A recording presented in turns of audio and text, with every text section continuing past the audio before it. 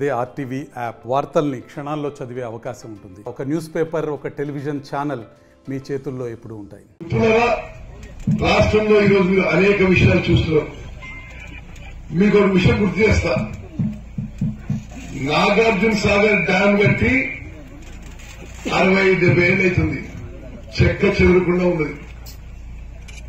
ఇక్కడికి మొన్న ఎలక్షన్ ప్రచారంలో ఆనాటి ముఖ్యమంత్రి వచ్చి ఏం మాట్లాడతాడు, అసలు ఈ కాంగ్రెస్ వాళ్ళకి ఏం తెలియదు, నాగార్జున సాగర్ డ్యామ్ ఇక్కడ అక్కడ కట్టాలి అని మాట్లాడేదా. ఈ డ్యాము 60-70 ఏళ్ళకి ఏం కాలే. వాడు కట్టిన కాళేశ్వరం 3 ఏళ్ళు ముడిపోయింది. అండ్ హుజూర్ నగర్ లో 2 సార్లు వచ్చిన కోనేసి మంత్రి కదా, అది మొత్తం వేడిగడ్డ అమ్మారం మొత్తం కృష్ణా నదీ జలాలపై కూడా ఈరోజు కృష్ణా నదీ జలాలపైన కూడా గత ప్రభుత్వం యొక్క తప్పుడు విధానాలు, కేసీఆర్ జగన్మోహన్ రెడ్డి దోస్తీ వల్లనే మన కృష్ణా నదికి నీళ్లు తగ్గినాయి. శ్రీశైలం పైనుంచే వాళ్ళు పోతిరెడ్డిపాడు హెడ్ రెగ్యులేటర్ అంటే కృష్ణా నదీ జలాల్లో టీఆర్ఎస్ నిర్వాహకం వల్ల, నిర్లక్ష్యం వల్ల, కాన్స్పిరసీ వల్ల, చాతకాంతరం వల్ల మరి ఉమ్మడి నల్గొండ జిల్లా రైతులకి ప్రజలకి అన్యాయం జరిగిన విషయం నేను మనం చేస్తున్నాను. అదేవిధంగా మరి మీరు శాసనసభలో మీరు అందరూ చూసుంటారు మరి ఏ విధంగా మనం ఇరిగేషన్ శాఖ నిర్వహిస్తున్నాం. గతంలో ఒక దోపిడీ విధానం కావాలి. మరి అక్కలు, చెల్లెళ్ళు, అన్నలు, తమ్ముళ్లు మరి నిన్ననే ముఖ్యమంత్రి గారు, ఉప ముఖ్యమంత్రి గారు ప్రకటించారు. గతంలోనేమో కాంగ్రెస్ ప్రభుత్వం ఉచితంగా ఆర్టీసీ బస్ సర్వీసు మహిళలకి ప్రవేశపెట్టింది.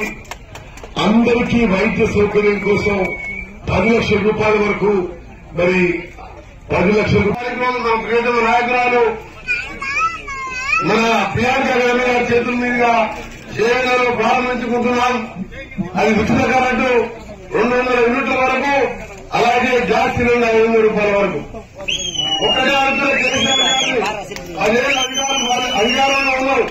మోడీ గారు 500 సిలిండర్ 1000 రూపాయలు పన్నులు చేస్తే పేదవాళ్లకు మళ్ళా కట్టెపోయే దిక్కునుంటే ఎప్పుడైనా తగ్గియాలని ఆలోచన వచ్చిందా కేసీఆర్ నీకు? ఎప్పుడైనా కరెంటు బిల్లు పేదలకు ఉచితంగా ఇవ్వాలని వచ్చిందా? 6 లక్షల కోట్ల రూపాయలు అప్పు చేసి ఇవాళ ప్రతి మనిషిని 2 రోజులు అప్పు చేసి ఇవాళ మీ కుటుంబం లక్షల కోట్లు దోచుకుంది. ఇవాళ 7 లక్షల కోట్ల అప్పు మా ఫైనాన్స్ మినిస్టర్ మా పేద ఇంతమంది పేదల కనిపించే కార్యక్రమాలు మనలో శ్రీశైలం ఎప్పుడు త్వరలో మాట వస్తే నల్గొండ జిల్లాకు 5 లక్షల ఎకరాల నీళ్లు వస్తుందని చెప్పి వారు తెలుసుకొని మాతో 2 సార్లు రివ్యూ పెట్టి త్వరలోనే 2,000 కోట్ల రూపాయలు అదనంగా ఇచ్చి సరైన మార్గాన్ని ఒక 2 సంవత్సరాలు మన మంత్రి గౌరవనీయులు ఉత్తమ్ నాయుడు గారు పూర్తి చేయబోతున్నారు. కానీ ఇంకా రాష్ట్రంలో మిగిలిపోయిన ప్రాజెక్టులు కూడా ప్రత్యేకంగా ఎప్పటికప్పుడు రివ్యూ తీవ్రంగా పనిచేస్తున్నాం. గతంలో ఎట్లుండే ముఖ్యమంత్రి దగ్గర పోవాలంటే హోమ్ మినిస్టర్ మనలో ఉండే ఆయన కారు లోపలికి పోతే హోం గార్డు 150 స్పీడ్లో ఎన్నికైనా ఉంటుంది. హోమ్ మినిస్టర్ హోం గార్డు ఎన్నికైనా ఉంటుంది ప్రగతి భవన్ కెళ్ళి. ఇవాళ మా ప్రగతి భవన్ లో పొద్దున బట్టల దగ్గరికి పోతే అప్పటికే పొద్దున 8 గంటలకి 10,000 మంది ఉన్నారు అక్కడ. అంటే హోమ్ మినిస్టర్ ఈరోజు నిజంగా ఆ బండరాలను చూస్తా ఉంటే ఒక మనిషికి సంకల్ప బలం ఉంటే తప్ప దీన్ని మార్చలేదు. అందుకోసం నదీ పరివాహ ప్రాంతంలో ఉన్నటువంటి అనేక గ్రామాలు లిఫ్ట్లు పెట్టించి నీళ్లు పారిస్తూ పచ్చటి పంటలు పండిస్తూ ఉన్నటువంటి పరిస్థితి మేము వస్తా ఉంటే చూసాం. భవిష్యత్తులో కూడా ఇది కూడా గతంలో కలిగితే ఆ పురుషుల ప్రాజెక్టులో మునిగిపోతే అలా వదిలేస్తారు ఎవరైనా. కానీ దాన్ని మళ్ళీ తిరిగి పునరుజ్జీవనం చేపిస్తూ దాన్ని మళ్ళీ అది పోకూడదని చెప్పి 37 కోట్ల రూపాయలు శాంక్షన్ చేపించి మళ్ళీ ప్రారంభోత్సవం చేపించి మళ్ళీ పంటలు పారించడం కోసం చేసినటువంటి ప్రయత్నాలు ఇది భగీరథ ప్రయత్నం. వారి ప్రయత్నాలను మనస్ఫూర్తిగా అభినందిస్తూ ఈ కార్యక్రమంలో పాల్గొంటున్నందుకు ఆనందిస్తా ఉన్నాను కూడా. స్నేహితులు అందరూ తెలియదు కాదు. ఈరోజు మనం ప్రజాప్రభుత్వం ప్రజల కోసం పనిచేసేటువంటి ఇంద్రమ రాజ్య పాలనలో మనం ఉన్నాం. కొట్లాడి తెచ్చుకునే తెలంగాణ రాష్ట్రం 10 ఏళ్లు ఆ టీఆర్ఎస్ పాలనలో ప్రజల కోసం కాకుండా కేవలం వనరులు పంచుకునే కార్యక్రమం ఉన్నారు తప్ప ప్రజల కోసం ఒక్కరోజు కూడా ఆలోచించుకునేవారు. అలా ఆలోచన చేస్తుందంటే ఈ లిఫ్ట్ ఆ ప్రభుత్వం రాకముందు పెట్టినటువంటి లిఫ్ట్ ఈ పురుషులు కట్టిన తర్వాత ముగితే ఈ 10 సంవత్సరాల ఈ లిఫ్ట్ కి మరి తిరిగి మనం పునరుద్ధరణ చేద్దామని చెప్పేటువంటి ఆలోచన ఏ ఒక్కరోజు కూడా వాళ్ళు చేయలేదు. 10 ఏళ్ళు బాగా ఉన్నారు కానీ ఏ ఒక్కరోజు కూడా చేయలేదు. కానీ 20 పట్టుదల 10 రోజులు కాలేదు.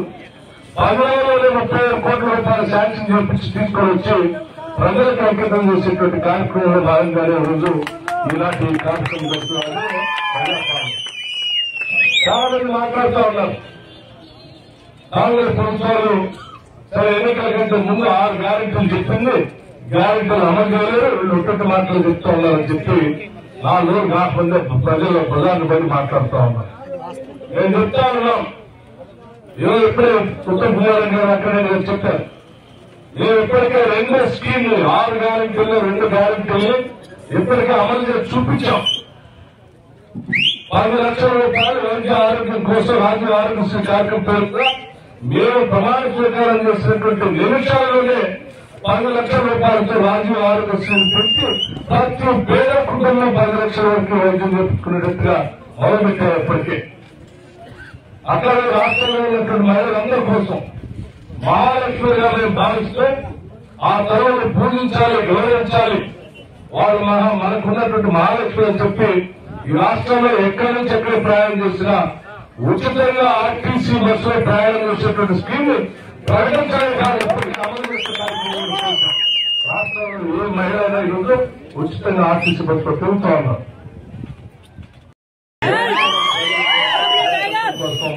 తప్పించే నాయకుడు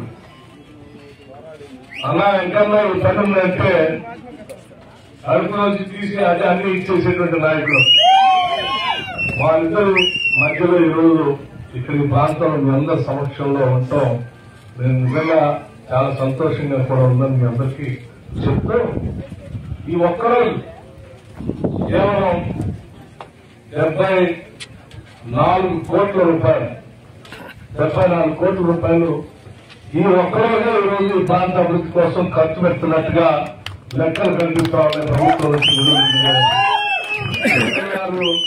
20 కోట్లు 40 కోట్లు అట్లాగే ఈ 37 కోట్లు 37 కోట్లు. మంత్రిగా ఉన్నటువంటి వాళ్ళు చాలా సంవత్సరాల తర్వాత మంత్రి అయ్యా కదా పని చూసుకున్నాంలే అటు ఇటు తిరుగుదాం అనుకుంటారు. అదే ఆ ప్రతి నిమిషాన్ని నియోజకవర్గం కోసం తప్పిస్తూ డబ్బులు కోట్ల వరదల్ని ఈ నియోజకవర్గంలో పారితో పక్కన కృష్ణాలని ఇంకో పక్కన కోట్ల రూపాయలు పారి దారి పొరుగుతున్నా చూస్తూ వస్తా ఉన్నాం. రాళ్లు రప్పలు కిందనే అద్భుతంగా పారుతున్నటువంటి కృష్ణానది.